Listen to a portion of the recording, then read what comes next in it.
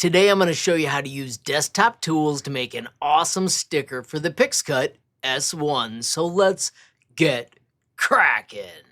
All right, so real quickly, the Liene PixCut S1 is fantastic. If you haven't seen my full tutorial, check the link in the cards. I have seen a few users mention they wish they could design on a desktop. Friends, I'm going to show you how to do that. This is Canva. I've got an Instagram post. I just added the words souvenir fidget and spinner, and I put in this image, which is a fidget spinner I make. I want to turn this into a cool sticker. I am not super worried about fanciness. I'm going to do that with Visual GPT. Check this out. Quick screen capture. I've got a tool with a shortcut. I'm just grabbing this chunk of stuff, and then I'm going to export it so that it's a PNG file. Now I have bounced to Visual GPT. They have got so many incredible tools, and they keep adding more awesome ones. If you haven't seen my tutorials, check the ones up here in the cards. They're a ton of fun and they're super useful.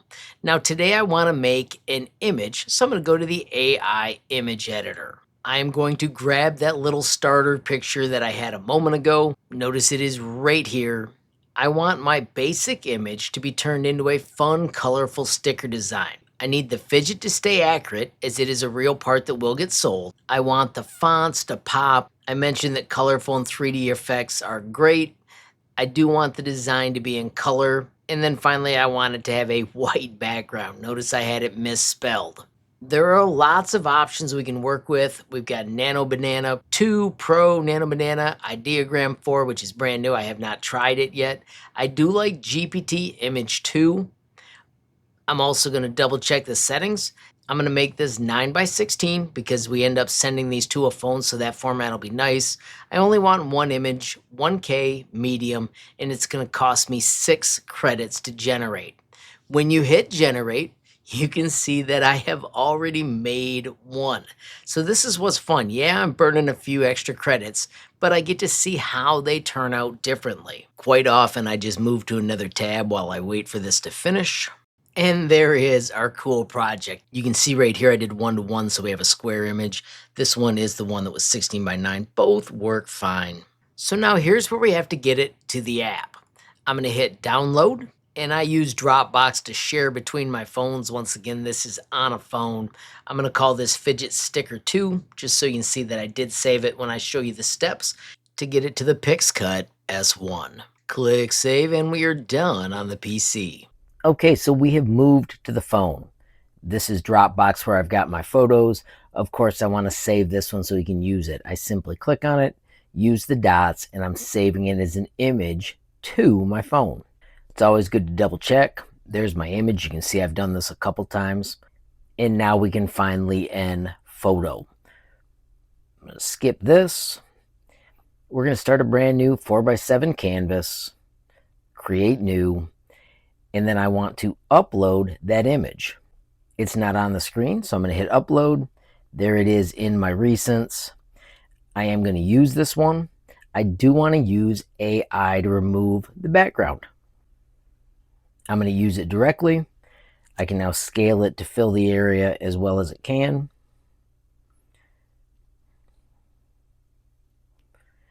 You can pinch, adjust, and get it so you're exactly happy.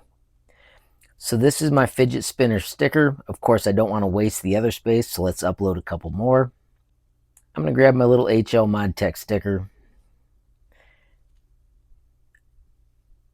Undo that little nudge because I don't want to scale it. I just want to pull it down here. Of course, we're going to do the same. AI, remove background. That way it trims it closer to the edges, makes for more high quality stickers. Use directly.